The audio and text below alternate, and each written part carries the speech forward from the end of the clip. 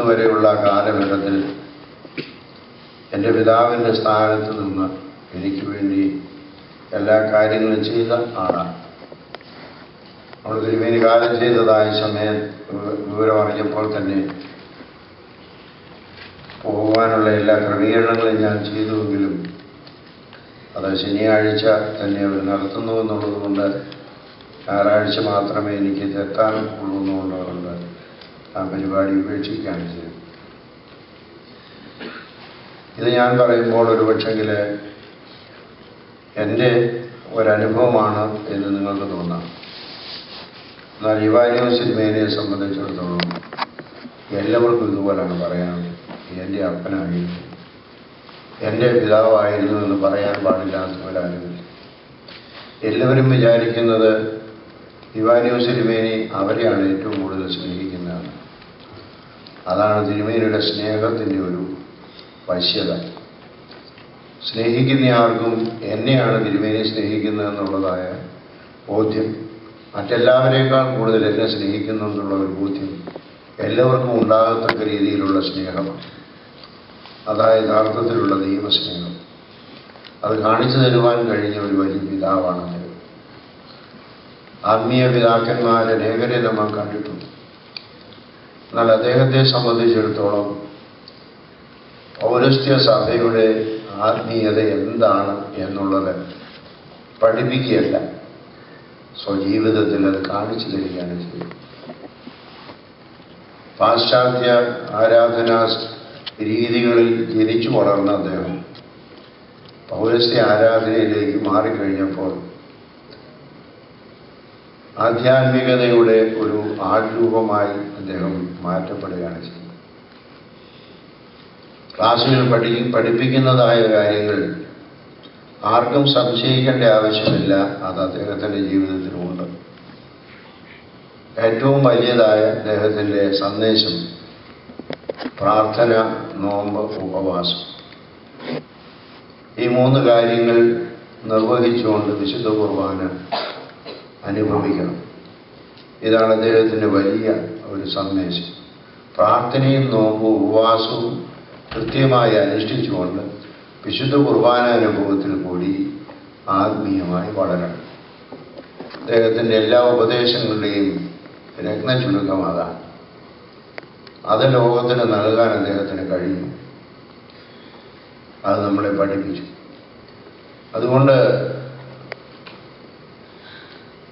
the greatest tribute we can extend to his grace Marivanius is to lead a prayerful life with fasting and receiving the Holy Kurbana regularly. അദ്ദേഹത്തിന് നമുക്ക് ചെയ്യാവുന്ന വലിയ ഓർമ്മ സ്മാരകം എന്ന് പറയുന്നത് നമ്മുടെ ജീവിതത്തിൽ പ്രാർത്ഥനയുടെയും നോമ്പിൻ്റെ ഉപവാസത്തിൻ്റെയും ആ വലിയ മാർഗം കാണിക്കുക എന്നുള്ളത്. മറ്റൊരു വലിയ കാര്യം രണ്ടാമത് പറയാനുള്ളത് അദ്ദേഹത്തിൻ്റെ വ്യക്തിപരമായ ജീവിത വിശുദ്ധി. അകലെ നിന്നുകൊണ്ട് നോക്കിക്കാണുവാൻ, ആസ്വദിക്കാൻ മാത്രമേ നമുക്കൊക്കെ കഴിയൂ. ഒരു തരത്തിലും ആരെല്ലാം അദ്ദേഹത്തിൻ്റെ അടുത്ത് ചെന്നിരുന്നാലും ഏതെല്ലാം തരത്തിലുള്ള തിന്മയുടേതായ വാക്കുകളോ സംസാരങ്ങളോ പ്രവർത്തനങ്ങളോ ഉണ്ടായാലും തിരിച്ച തിരുമേനിയിൽ നിന്ന് അതിന് യുക്തമായ രീതിയിലുള്ള ഒരു മറുപടി തിന്മയുടേതായിരിക്കുന്ന ഉണ്ടാവുകയും അതാണ് നമുക്കെല്ലാവർക്കും മനസ്സിലാകുന്നത്. സംസാരത്തിലും പ്രവർത്തനത്തിലുമെല്ലാം ആ സുതാര്യത കാണിക്കുവാൻ അദ്ദേഹത്തിന് കഴിയും. പണസംബന്ധമായ കാര്യങ്ങളിൽ പലപ്പോഴും ഞാൻ തന്നെ തിരുമേനിയുടെ ഒരു സ്നേഹമുള്ളവരാണെന്നുള്ള രീതിയിൽ പലപ്പോഴും ഞാൻ പറഞ്ഞിട്ടുണ്ട്. കടം മേടിച്ച് മറ്റുള്ളവരെ സഹായിക്കുക എന്നുള്ളത്. ഒരിക്കലും ഞാൻ ഓർക്കുന്നുണ്ട്, തിരുമേനി ഞാൻ പഠിക്കുന്ന കാലത്ത്, അന്നത്തെ കാലം 5000 രൂപ അത്യാവശ്യമാണെന്ന് എന്നോട് പറഞ്ഞു. ഞാൻ 5000 രൂപ തിരുമേനിക്ക് കൊടുത്തു. കുറേ നാൾ കഴിഞ്ഞപ്പോൾ എനിക്ക് വളരെ സാമ്പത്തികമായി ആവശ്യം വന്നപ്പോൾ ഞാൻ തിരുമേനിയോട് പറഞ്ഞു എനിക്ക് ആ പൈസ തിരിച്ചു തരണമെന്ന്. അപ്പോൾ എനിക്ക് അത്യാവശ്യമുണ്ടായിരുന്നു. തിരുമേനി എന്ന് പറഞ്ഞു തരാം. അത് 5000 രൂപയും തിരിച്ചു തന്നതിന് ശേഷം എന്നാലും എന്നോട് ഇത്രയും ക്രൂരമായിട്ട് ആവശ്യപ്പെട്ടല്ലോ എന്നോട് പറയുക. ഞാൻ പറഞ്ഞു തിരുമേനിക്ക് അറിയാമല്ലോ എൻ്റെ ആവശ്യങ്ങൾ. പറഞ്ഞ് അതായത് മറ്റുള്ളവരെ സഹായിക്കുന്നതിന് എവിടെ നിന്നെല്ലാമാണോ എന്നുള്ളത് പലപ്പോഴും വളരെയധികം രൂപ ചെലവഴിച്ച് പലയിടത്തു നിന്ന് പശുക്കളെ വാങ്ങിക്കുകയും അല്ലെങ്കിൽ തോട്ടങ്ങൾ വാങ്ങിക്കുകയും ഒക്കെ ചെയ്താലും അതൊക്കെ മറ്റുള്ളവർക്ക് ദാനം ചെയ്യുക, മറ്റുള്ളവർക്ക് കൊടുക്കുക, അതുകൊണ്ടുണ്ടാകുന്ന നഷ്ടമെന്ന് പറയുന്നത് ഒരിക്കലും ചിന്തിക്കാത്ത ഒരാളാണ്.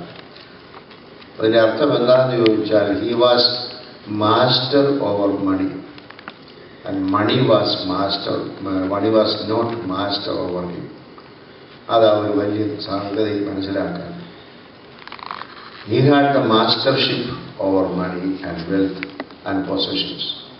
And no possession, no wealth, no money, nothing became master over him. അതാണ് ഒരു വലിയ സത്യം. അത് പൗരസ്ത്യ ആരാധനയുടെ അല്ലെങ്കിൽ പൗരസ്ത്യ ജീവിതത്തിൻ്റെ വിശുദ്ധിയുടെ ഒരു വലിയ കാര്യമാണ്. മൂന്നാമത് തിരുമേനിയെക്കുറിച്ച് പറയുമ്പോൾ സന്യാസ ജീവിതത്തിന് ആദ്യകാലങ്ങളിൽ ഉണ്ടായിരുന്ന ഒരു ജീവിത ശൈലി തിരിച്ചു കൊണ്ടുവരുവാൻ, സഭയെ തിരിച്ചു കൊണ്ടുവരാൻ ശ്രമിച്ച ഒരാൾ, അത് വിജയിച്ച ഒരാൾ. പരിശുദ്ധ അന്തോണിയോസ് 4-ാം നൂറ്റാണ്ടിൽ, പരിശുദ്ധ ബർക്കോമിയോസ് മുതലായ പിതാക്കന്മാരാണ് സന്യാസ ജീവിതം ഒരു ഹെർമിറ്റിലായി ഏകാന്ത ജീവിതം നയിക്കുമ്പോൾ ശിഷ്യന്മാരായ അനേകരും അന്ന് സന്യാസികൾ ഒരുമിച്ച് താമസിക്കുന്നു. സന്യാസികളും അല്ലാത്തവരും എല്ലാവരും ഒരുമിച്ച് താമസിക്കും. പക്ഷേ സന്യാസ ജീവിതത്തിൻ്റെ ശൈലി മാറുന്നില്ല. അത് മാത്രമല്ല, സംഘടിതമായൊരു സന്യാസ ജീവിത ശൈലി അന്നില്ലായിരുന്നു. വിശുദ്ധ ബസേലിയോസിൻ്റെ കാലം, അതായത് 4-ാം നൂറ്റാണ്ടിൻ്റെ അവസാനം ആണ് ഒരു സന്യാസ ആശ്രമം എന്ന് പറഞ്ഞാൽ അതിനൊരു സുപ്പീരിയർ വേണം, അതിൻ്റെ സാമ്പത്തിക കാര്യങ്ങൾ നോക്കാനുള്ള ആൾ വേണം, പിന്നെ അതിൻ്റെ കുട്ടികളെ പഠിപ്പിക്കുന്ന നോവിസ് മാസ്റ്റർ വേണം. ഇങ്ങനെയൊക്കെ ഉള്ളത് ഒരു 5-ാം നൂറ്റാണ്ടിന് ശേഷം ഉണ്ടായിട്ടുള്ളതാണ്. ഒരു സ്ട്രിക്റ്റായിട്ടുള്ള ഓർഗനൈസേഷണൽ മൊണാസ്റ്റിസം എന്ന് പറയും. ആദ്യകാലങ്ങളിൽ നോൺ ഓർഗനൈസ്ഡ് മൊണാസ്റ്റിസമാണ്.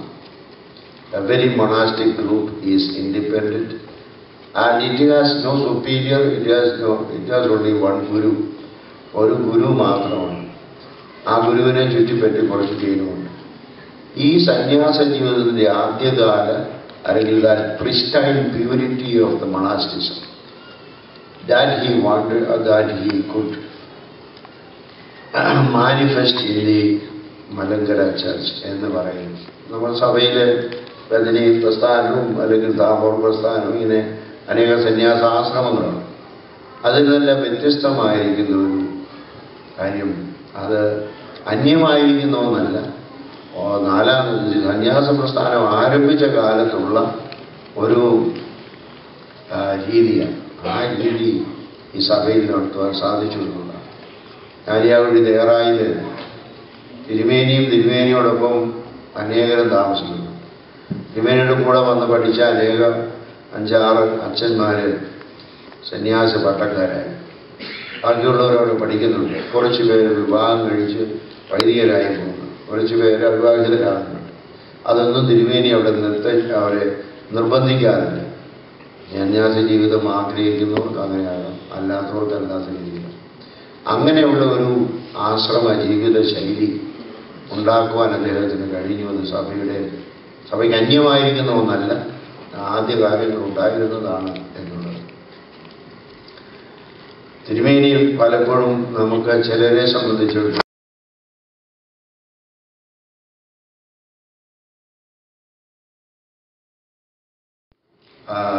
വളരെ നിശിതമായി വിമർശിക്കുന്നയാളുമാണെന്ന് പലപ്പോഴും തോന്നി. പക്ഷേ ഏത് കാര്യം തെറ്റായിട്ട് കണ്ടിരുന്നാലും അത് ആ സമയത്ത് പറയുകയും അത് കർശനമായ രീതിയിൽ പറഞ്ഞ് തിരുത്താൻ ശ്രമിക്കുകയും ചെയ്യും. അത് കേൾക്കുന്നയാളിന് ഉണ്ടാകുന്ന പ്രതികരണം എന്താണെന്നൊന്നും തിരുമേനി ശ്രദ്ധിക്കാറില്ല. അതുകൊണ്ട് എന്നോട് വിരോധമുണ്ടാകും, ആരോടെങ്കിലും വിരോധമുണ്ടാകും, ഇതൊന്നും തിരുമേനിയുടെ ശ്രദ്ധയാണ്. തനിക്ക് ബോധ്യമെന്ന് തോന്നുന്നതായ കാര്യങ്ങൾ വളരെ കർശനമായിട്ട് പറയും. അങ്ങനെ പറയുന്നത് കൊണ്ട് ആളുകൾ അദ്ദേഹത്തെ സ്നേഹിക്കുകയുള്ളൂ. ആളുകൾ ഒരിക്കലും അദ്ദേഹത്തെ വെറുക്കുന്നില്ല. കർശനമായിട്ടും തെറ്റാണെങ്കിൽ അത് തെറ്റാണ്, അത് ചെയ്യരുത്, അത് ശരിയല്ല എന്ന് പറയാനുള്ള ഒരു ആർജവത്വം, ഒരു മോറൽ ക്ലാരിറ്റി, അല്ലെങ്കിൽ ഒരു മോറൽ കറേജ് അദ്ദേഹത്തിന് ഉണ്ടായി. അതുകൊണ്ടാണ് അദ്ദേഹം അത് സ്ഥാപിക്കുന്നത്. അതുകൊണ്ട് തിരുമേനിയുടെ സാന്നിധ്യം എല്ലാവർക്കും തന്നെ ഭയമുണ്ടാകും. ഭയം വേറൊന്നുമല്ല, തിരുമേനിയെ എല്ലാവരും സ്നേഹിക്കുന്നുണ്ട്. പക്ഷെങ്കിൽ ഒരു വാക്ക് പിഴവ് വന്നാൽ അത് തിരുമേനി വളരെ കർശനമായ ഒരു പ്രവർത്തനം വന്നാൽ അത് നിശ്ചിതമായിട്ട് വിമർശിക്കുന്നുണ്ട്. നമുക്കെല്ലാവർക്കും അറിവുള്ള ഒരു കാര്യം. എന്നാൽ അത് മഹാകവി പാടിയ പോലെ മധ്വജനങ്ങൾക്ക് മാർദ്ദവമില്ലെങ്കിൽ ഉദ്ദേശശുദ്ധിയിൽ മാപ്പ് നൽകുമെന്ന് പറയുന്നത് പോലെ തിരുമേനിയുടെ വാക്കുകൾക്ക് മാർദ്ദവമൊന്നുമില്ലായിരുന്നു. പക്ഷേ അതിൻ്റെ ഉദ്ദേശശുദ്ധി എന്ന് പറയുന്നത് മനുഷ്യൻ്റെ ജീവിത വിശുദ്ധിയും സഭയുടെ വളർച്ചയുമാണ്. ആ ഉദ്ദേശത്തിലാണ് അദ്ദേഹം എല്ലാം പറഞ്ഞത്. അങ്ങനെയുള്ള ഒരു വലിയ സംഗതിയാണ് അദ്ദേഹത്തിൻ്റെ ജീവിതത്തെ മുഴുവൻ ക്രമീകരിക്കുന്നത്. നമുക്കെല്ലാവർക്കും അറിയാം, ജീവിച്ചിരുന്ന കാലത്ത് തന്നെ വളരെയധികം പരിശുദ്ധമായ ഒരു ജീവിതം നയിച്ച അദ്ദേഹത്തിന് നിശ്ചയമായിട്ടും നമുക്കെല്ലാവർക്കും വേണ്ടി പ്രാർത്ഥിക്കാനുള്ള അവസരം കൊടുക്കുന്നു. പരിശുദ്ധനായ പരിമല തിരുമേനി 54-ാമത്തെ വയസ്സിലാണ് കാലം ചെയ്തത്. പരിമല തിരുമേനി 68-ാമത്തെ വയസ്സിൽ കാലം ചെയ്തുവെന്നാണ് എൻ്റെ ഓർമ്മ. അതുപോലെ തിരുമേനി പാമ്പാടി തിരുമേനി, അതുപോലെ തിരുമേനി ഇപ്പോൾ 72-ാമത്തെ വയസ്സിലാണ് കാലം. അതുകൊണ്ട് എത്ര കാലം ജീവിച്ചു എന്നുള്ളതിനേക്കാൾ ജീവിച്ചിടത്തോളം കാലം എത്ര വിശുദ്ധമായി ജീവിച്ചു എന്നുള്ളതാണ് ഏറ്റവും വലുത് എന്നുള്ളത് തിരുമേനിയെക്കുറിച്ച് ഓർക്കാം. നമുക്ക് അദ്ദേഹത്തിൻ്റെ ആ പാവന സ്മരണയിൽ എന്നും അദ്ദേഹത്തെ ഓർക്കുമ്പോൾ ദൈവമേ, തിരുമേനിക്ക് ഉണ്ടായിരുന്ന പോലെയുള്ള ഒരു ജീവിത വിശുദ്ധിയും ജീവിതത്തിൻ്റെ നൈർമല്യതയും നോമ്പെടുക്കാനും ഉപവസിക്കുവാനും പ്രാർത്ഥിക്കുവാനും നിരന്തരമായി കുർബാന അനുഭവിക്കാനുമുള്ള താല്പര്യം ഉണ്ടാകണമേ എന്ന് നമുക്ക് പ്രാർത്ഥിക്കാം. ഏത് ദിവസം വിശുദ്ധ കുർബാന ചൊല്ലണമെന്ന് പറഞ്ഞാലും വലിയ നോമ്പിൻ്റെ കാലഘട്ടമല്ലെങ്കിൽ തിരുമേനി അത് വളരെ സന്തോഷമായിട്ട് കണക്കാക്കുന്നതാണ്. ഡയാലിസിസ് തുടങ്ങിയതിന് ശേഷം മാത്രമേ തിരുമേനിക്ക് കുർബാന ചൊല്ലാൻ പറ്റാതിരുന്നുള്ളൂ. അല്ലാത്ത സമയത്തെല്ലാം നീതിമാന്റെ മരണം ഉറക്കം പോലെയാകുന്നു എന്ന് പറയുന്നത് അന്വർത്ഥമായ ഒരു സംഭവമാണ്.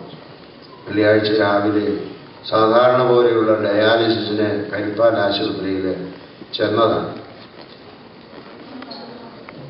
ഡയാലിസിസ് നടത്തുന്ന മുറിയിലേക്ക് കയറിയിട്ട് ബെഡിലോട്ട് കിടക്കാനായിട്ട് പോകുന്ന സമയത്ത് ബെഡിനടുത്ത് വെച്ച് തിരുമേനിക്കൊരു തലകറക്കമുണ്ടായി, താഴെ വീണു. ഉടനെ എല്ലാവരും കൂടെ താങ്ങി പിടിച്ചു എഴുന്നേറ്റ്. അപ്പോൾ പറയുന്നത്, എനിക്ക് ഒരു ചെറിയ തലകറക്കം ഉണ്ടായെന്നുള്ളതേ ഉള്ളൂ, കുഴപ്പമൊന്നുമില്ല, നമുക്ക് കയറി കിടക്കാമെന്ന് പറഞ്ഞ് കിടന്നതിന് ശേഷം പറഞ്ഞു തലയെണ്ണ ഒന്ന് റെഡിയാക്കി വെക്കാൻ പറഞ്ഞു. തലയെണ്ണ റെഡിയാക്കി വെച്ചു. അത് കഴിഞ്ഞ് തിരുമേനിന്ന് വിളിച്ചപ്പോൾ മിണ്ടുന്നില്ല. അത്ര പെട്ടെന്നുള്ള ഒരു മാറ്റമാണ്, അല്ലെങ്കിൽ മരണമാണ് ഉണ്ടായത്.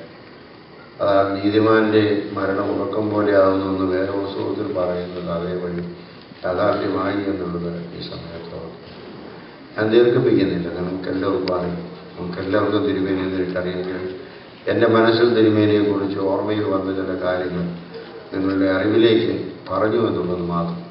അതുകൊണ്ട് അദ്ദേഹത്തിന് ഒരു ട്രിബ്യൂട്ട് നമ്മുടെ ജീവിതത്തിൽ ഉണ്ടാകണമെന്ന് മാത്രം ഓർമ്മിക്കുക. മിക്കവാറും എല്ലാ വർഷങ്ങളിലും അമേരിക്ക സന്ദർശിക്കുമ്പോൾ ഇവിടെ വരുവാൻ